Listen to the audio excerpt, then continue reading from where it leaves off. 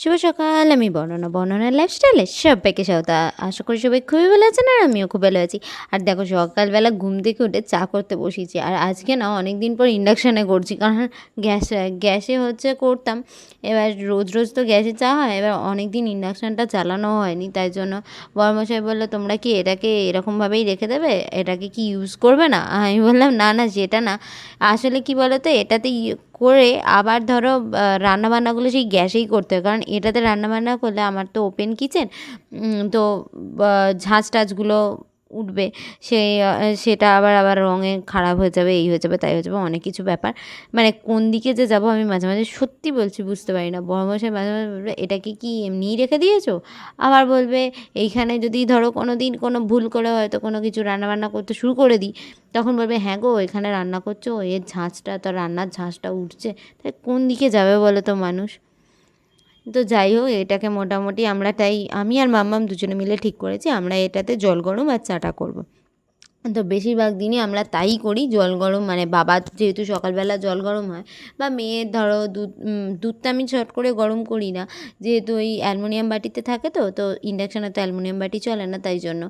আর তোমার আমাদের চাটা করব, এই জন্যই ঠিক করেছি। আর কবে থেকে ভাবছি একটা না সসপ্যান কিনবো, কেনার হয়ে উঠছে না, তো যে প্রত্যেক দিন বাইরে যাই, মানে যতবারই বাইরে যাই বেমালুম ভুলে যাই যে সসপ্যানটা কিনতে হবে, তো এটা ওটা যা দরকার থাকে সেগুলো কিনে নিয়ে চলে আসি।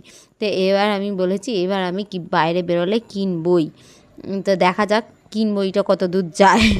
তো চলো, তিনজনের চা কমপ্লিট হয়ে গেছে। আর জলখাবারে আজকে বর্মশায়ের হুকুম হচ্ছে উনি খাবেন ডিম পাউরুটি। তো ডিম পাউরুটির জন্য আমি এখানে দেখতেই পাচ্ছ পেঁয়াজ, কাঁচা লঙ্কা, টমেটো আর একটুখানি হচ্ছে ক্যাপসিকাম একেবারে কুচিয়ে নিয়েছি টুকরো টুকরো করে দিয়ে, আর এবার একটু নুন দিয়ে দিয়েছি। আর ডিম পাউরুটির রেসিপি এটা তো আমার চ্যানেলে আগেই আছে, তো তোমরা যদি পুরো রেসিপিটা দেখতে চাও তাহলে অবশ্যই দেখে নিও একটু, আগে যে চ্যানেলে দেওয়া আছে সেটা একটু দেখে নিও। তো জলখাবারে দেখবে রুটি তরকারি মুড়ি এইসব খেতে সবসময় ভালো লাগে না, একটু মনে হয় অন্য কিছু বানিয়ে খাই। আর আমাদের মাঝে মাঝে কী বলো তো, ওই পাউরুটি মাখনও খাওয়া হয়। তো আজকে বড়মশাইয়ের আবদার হলো ডিম পাউরুটি, আর ডিম পাউরুটির সমস্যাও প্রচুর জানো তো, সবাই বাড়িতে খায় না, আমি আর বড়মশাই খাবো, আবার মামাম বাবা মেয়ে ওরা হচ্ছে মাখন দিয়ে খায়। তো যাই হোক, উনি এখানে মায়ের মতো ব্লগ করতে শুরু করে দিয়েছেন, দেখেছো, ঠাম্মির ফোনটা নিয়ে সারাক্ষণ এইসব করবে, খেলবে, আর ওই এই হাতটা দিয়ে পাউরুটি খাচ্ছে, ওই জন্য এরমভাবে মা যেরমভাবে ধরেছে ফোনটা ওইভাবে ধরতে হবে ওকে। তো চলো, ও সারাদিন এইসব করবে আর এটা ওটা বায়না, আবার বাইরের জানলার দিকে দেখাচ্ছে, এই করছে, ও সারাদিন এইসব করে বিছানার মধ্যে। আর ও কী বলো তো, যেটাই দেখে এখন দেখি সেটাই ও করার চেষ্টা করে, এটা বেশ ভালো লাগে। আর চলো দুপুরবেলা খাবার তো জোগাড় হয়েই গেছে, এই দেখো আজকে না বেশি কিছু রান্না করব না, ঝোল আর শাক ভাজা আর মাছ। আর চলো একবার ছাতেও এলাম, এসে হচ্ছে মেশিনে কাচতে বসিয়েছিলাম সেগুলো সব শুকুতো দিয়ে দিলাম। আর আজকে ভীষণ দেরি হয়ে গেছে, মানে উঠতে প্রচণ্ড দেরি করেছি, মানে কী বলবো, প্রচণ্ড দেরি হয়েছে, প্রায় 9টার সময় সকালবেলা উঠেছি। আর গুছিয়ে কাজের পাহাড় রয়েছে, কারণ আজকে বড়মশাইয়ের ছুটি ছিল, তো তাই জন্য অনেকটা দেরিতে উঠেছি। তো এখন লাপালাপি করে সমস্ত কাজ সারতে হবে, তো রান্নাও বসাতে হবে, জলখাবারও খেতে হবে, আর এই করতে করতে তোমাদের ঘড়িতে দেখাচ্ছি, দাঁড়াও কত বেজে গেছে। আর আমার মেয়ে এখানে কি করছে তোমাদের দেখাই, চলো। আমি সিঁড়ি দিয়ে ওপর থেকে নামতে নামতেই মামাম বলল একবার মেয়েকে দেখো, সে কানে ফোন দিয়ে কাকে কী সব বলছে। তো যাই হোক, দেখতে গেলাম, তোমাদেরকে দেখালামও যে ও কীরকমভাবে ফোন দিয়ে কথা বলে। তো যাই হোক, ওর মতো খেলুক, ততক্ষণ আমরা টিফিনটা করে নিই। আর এই দেখো এখানে হচ্ছে মামকে খেতেও দিয়ে দিয়েছি আর আমিও খেতে নিয়ে দিচ্ছি, দেখেছো প্রায় 1:45টার সময় আমরা আজকে জল খাবার খাচ্ছি, মানে প্রচুর দেরি হয়ে গেছে। আর তারপর খাওয়া হতেই সঙ্গে সঙ্গে এখানে রান্নাও বসিয়ে দিয়েছি, কারণ মেয়েকেও তো খাওয়াতে হবে বলো। এই না খুব একটা আমার হয় না, আমি সকালবেলা মোটামুটি ফোনে অ্যালার্ম যখনই বাজে, ওই 7:10-15 অ্যালার্ম বাজে তখনই উঠে যাই, কিন্তু আজকে অ্যালার্মটা যে কখন বন্ধ করে ঘুমিয়ে পড়েছি খেয়ালই করিনি। আর এই দেখো এখানে ভাতও কমপ্লিট করে ফেলেছি, এখানে এই যে ঝোলও হয়ে গেছে, মাছ দিয়ে একদম ফুটিয়েও নিয়েছি ঝোলটা, একদম পাতলা ঝোল করেছি। আর এই যে এখানে শাক ভাজা হয়ে গেছে, আর এই যে মাছের তেল এনেছিল আর কি ছিল আর কি ওই মাছটার সাথে দেখলাম, তো ওই তেলটাকেও আর কি একটু ভাজা ভাজা করে নিলাম, কারণ মাছের তেল আমার সবথেকে বেশি ভালো লাগে খেতে। তো যাই হোক, ঝোলটাই লাস্টবারের মতো একটুখানি গরম করে নিচ্ছি, প্রায় তখন বাজে 1:40। আজকে 1 ঘন্টার মধ্যে, তাও জাস্ট সিম্পল রান্না ছিল বলে হয়ে গেছে। খাওয়া দাওয়া কমপ্লিট করে এবার সন্ধ্যাবেলা বেরিয়েছি মেয়েকে নিয়ে একটুখানি জিনিসপত্র কেনাকাটা করব।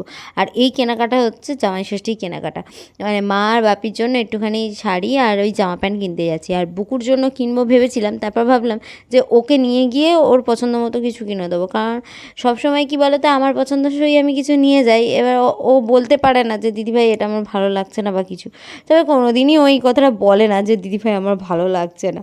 তাহলে আমার মনে হয় ওর যে জিনিসটা পছন্দ সেটা কেনাই উচিত, আর এই কাজটা আমি বেশিরভাগ সময়ই করে থাকি।